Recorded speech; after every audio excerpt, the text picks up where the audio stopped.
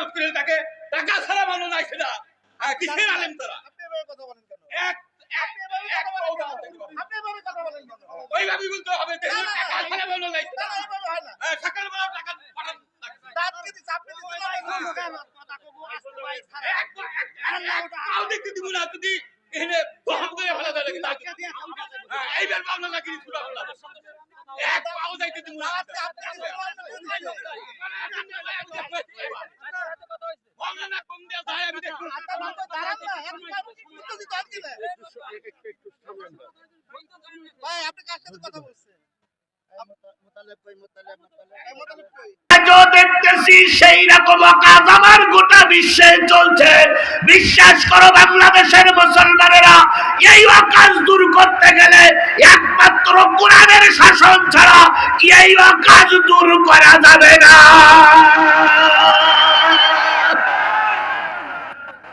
তার জ্বলন্ত প্রমাণ ঢাকা বিশ্ববিদ্যালয়ের ছেলেরা দেখেছে না দেখিনি? ঢাকা বিশ্ববিদ্যালয় শিবিরের প্যানেল জয় করার আগে নারীদের কোনো সতীত্ব সেখানে ছিল না। মদ অহরহ পাওয়া যেত। যেই না ইসলামী দলের যুবকরা ঢাকা বিশ্ববিদ্যালয় রাজশাহী বিশ্ববিদ্যালয়ে চলে গেল, সেইখান থেকে সেই তারপর থেকে এই পর্যন্ত প্রায় 99% অকাম কুকাম বন্ধ হয়ে গেছে। কিসের জোরে? আরো জোরে বলেন। ছাত্র সংগঠন যদি কোরআন অনুসরণ করে, ঢাকার বিশ্ববিদ্যালয় থেকে যদি ওয়াকাজ দূর করতে পারে, বাংলার মুসলমানেরা শোনো, আগামীতে যদি আমরা কোরআন দিয়ে দেশ চালাতে পারি, আমার দেশে কোনো আকাম কুকাম চলবে না।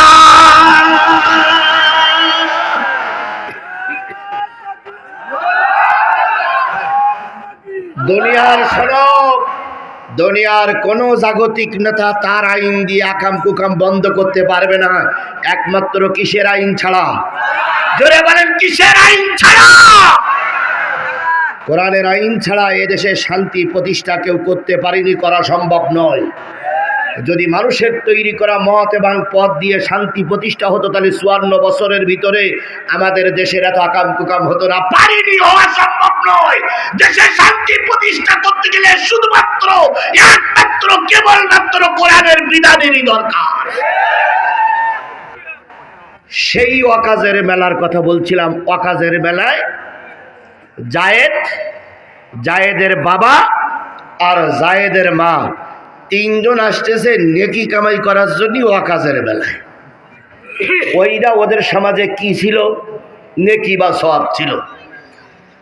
আসতে গিয়ে তিনজন, জায়েদের বাবা হারেসের স্ত্রী, এই তিনজন ওয়াকাজের মেলায় আসার আগে রাত হয়ে গেছে।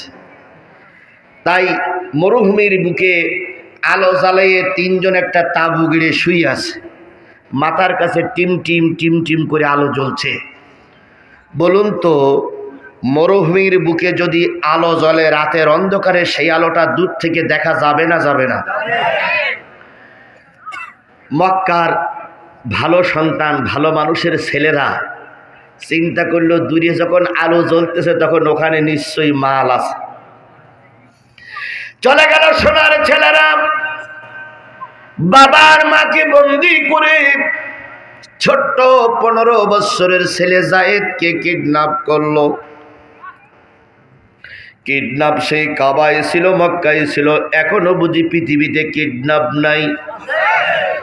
মাঝে মাঝে এখনো দেখি উমুকির সন্তান কিডন্যাপ হয়েছে, তমুকির সন্তান কিডন্যাপ হয়েছে। যতগুলো কিডন্যাপ হয়, ওই কিডন্যাপের সঙ্গে ইসলামের লোক জড়িত নয়, সব অন্যান্য দলের লোকেরাই জড়িত। ওদিকে আমি না ভাই, যারা হাদিস করার আছে সেটাই বলি। আমার ভাইয়েরা, ওয়াকাজের মেলায় ওই বাচ্চাটারে বিক্রি করার জন্য তোলা হলো। বিক্রি করার জন্য বাজারে উঠেছে। নাম তার কি? জায়েদ। নাম কি? জায়েদ। এবার ওই জায়েদকে কিনবে না কিনবে? কে কিনবে? জায়েদ বিক্রি হলো মা খাদিজার কাছে। কার কাছে? আরো জোরে বলেন কার কাছে? এই ভাই বোনের বসতে অসুবিধা ছিল, এটা চেয়ার ভাই, এই চেয়ারে বসতে তো পারেন ভাই এখানে।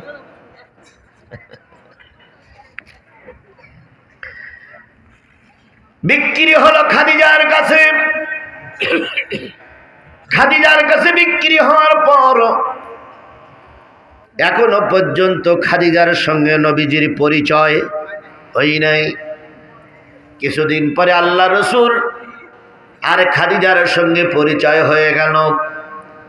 খাদিজা রাদিয়াল্লাহু তাআলা আনহা বিয়ের বাসর রাত্রিতে বললেন, আব্দুল্লাহর বেটা মোহাম্মদ, দেবার মতন কিছু নাই, শুধু তোমার খেদমতের জন্য যায়েদ নামক একজন মদিনার যুবককে তোমার কাছে দিয়ে দিলাম।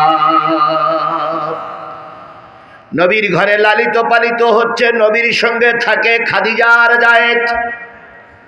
40 বছর পরে আল্লাহ নবী যখন নবুয়ত পাইলেন, এতদিন পর্যন্ত যারা নবীকে প্রশংসা করতেন, আজকে তারা সবাই নবীর শত্রু হয়ে গেছে। কথা কি বোঝেন আপনারা? যারা নবীকে বলতো আলামিন, নবীকে বলতো সাদিক, তারা আজকে নবীকে বলতেছে দেশদ্রোহী। কারণ তিনি কার দাওয়াত দিচ্ছেন? জোরে বলেন, কার দাওয়াত দিচ্ছেন? আজকে দুঃখ লাগে, এতদিন পর্যন্ত আমরা মিলেমিশে ছিলাম, কেউ কারোর বিরুদ্ধে ফতোয়া দেয়নি। সেই না কোরআনের রাজ প্রতিষ্ঠা করার জন্য চেষ্টা করছি, সেই আমাদের ভিতর থেকে এক দল আর এক দলের পিছনে লেগে গেছে। এতদিন কোনো দোষ ছিল না। কি ছিল না? এখন যেই না কোরআন প্রতিষ্ঠার কথা বলবেন, সেই একদল লোকের কাছে আপনি দোষী হবেন না? হবেন না? এরকম লোক কি আমাদের বাংলাদেশে আছে? কথায় বলে, সাথে থাকলে সঙ্গী, না থাকলে জঙ্গি। সাথে থাকলে কি আর না থাকলে? যে ৭১-এর পক্ষে কথা বলে, যে মুক্তিযুদ্ধের পক্ষে দালালি করে, আলেম ওলামাদের জেলে যেতে হয়েছে। মুক্তিযুদ্ধ মুক্তিযুদ্ধ ৭১ বলে আলেমদেরকে ফাঁসির কাস্টে ঝুলতে হয়েছে। আজও সেই ৭১কে সামনে নিয়ে একদল রাস্তায় নেমেছে। কথা বলেন, কথা বলেন, কথা বলেন। এই ৭১-এর পক্ষে, ৭২-এর পক্ষে, ৭৩-এর পক্ষে দালালি করার কারণে শেখ হাসিনার পালাইতে হয়েছে। কথা বলেন, কথা বলেন, কথা বলেন। যখন কোটা আন্দোলন চলছিল, তখন শেখ হাসিনা রহমাতুল্লাহ আলাইহি উনি বলেছিলেন, যারা কোটা আন্দোলনের পক্ষে আন্দোলন করছে, এরা সব রাজাকারের বাচ্চা। কিসের বাচ্চা? এই কথাটা বলল রাত ৮টা-৯টার সময়। কথাটা 12টার ভিতরে গোটা বাংলাদেশে ছড়িয়ে পড়ল। ঢাকা বিশ্ববিদ্যালয় সহ সকল বিশ্ববিদ্যালয় থেকে একটাই স্লোগান, তুমি কে আমি কে, তুমি কে আমি কে। কে বলেছে, কে বলেছে? এই স্লোগানকে ঠেকানোর জন্য শেখ হাসিনা গুলির অর্ডার দিল। যত ছেলেরা রাস্তায় নেমেছে, তার চাইতে বেশি ছেলেরা, যত ছেলেরা রাস্তায় মরেছে, তার চাইতে বেশি ছেলেরা রাস্তায় নেমেছে। শেষ পর্যন্ত এদের দমন করতে না পেরে কুকুরের মতন তার দলের নেতাদেরকে রাস্তায় রেখে কুকুরের মতন পালিয়ে যেতে বাধ্য হলো। সেই ৭১ বলতে গিয়ে শেখ হাসিনা পালাইছে। আবারও যদি আপনারা সেই যুদ্ধ অপরাধী নিয়ে সামনে আসেন, ওই যুদ্ধ অপরাধী শুনিয়ে ভারতকে যদি সন্তুষ্ট করার জন্য সামনে নিয়ে আসেন, আগেরটা যে রাস্তায় গেছে, আপনাদেরও জনগণ পাছায় লাথি দিয়ে সেই রাস্তায় পার করবে।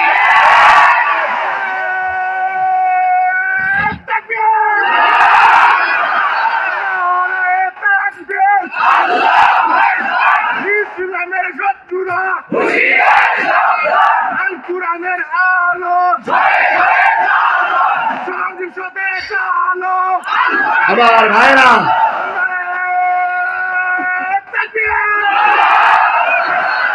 স্লোগান যা হবে কোরআন হাদিসের পক্ষে, কোন দলের বিপক্ষে স্লোগান হবে না। কারণ এখানে যারা মঞ্চে আছে সব জামাতের ভাই, সব বিএনপির ভাই। ডাইন হাতে পেরেক ফুটলে যেমন বাম হাতে ব্যথা লাগে, বাম হাতের আঙুল কাটা গেলে ডাইন হাতে ব্যথা লাগে। বিএনপির ভাইরা, জামাতের ভাইরা একসঙ্গে আন্দোলন করেছি না আমরা? বিএনপির ভাইয়ের যদি পায়ে কাটা ফোটে সে ব্যথাটা আমার অন্তরে লাগা স্বাভাবিক। কারণ আমার যতগুলো মামলা, মামলায় আসামি হলো সর্বশেষ সবচেয়ে ছোট মামলার আসামি হলাম ৪৫ জন, আর সর্বোচ্চ মামলার আসামি হলো ১৯৯ জন। তা যতগুলো মামলা হয়েছে, যতগুলো আসামি, তার ভিতরে অর্ধেকের বেশি বিএনপি আর অর্ধেক জামাত। তাহলে মামলা খাওয়া দুই পার্টি। কথা বলেন, কথা বলেন। এই জন্য কোন পার্টির বিরুদ্ধে স্লোগান নয়, স্লোগান হবে আল কোরআনের পক্ষে, আল কোরআনের বিপক্ষে। কথা বলেন ঠিক না ঠিক? কোন দলের পক্ষে বিপক্ষে আমরা স্লোগান দেব না, কারণ সবাই আমরা ভাই ভাই। সবাই আমরা কি?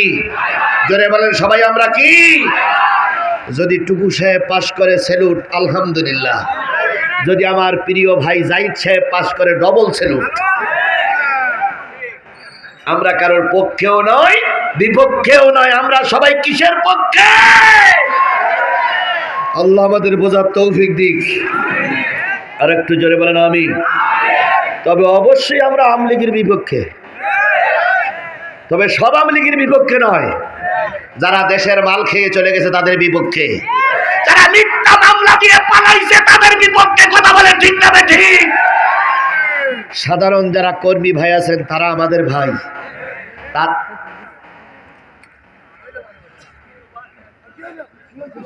আচ্ছা, ওটা আমার নলেজে আছে, আমি দেখতেছি।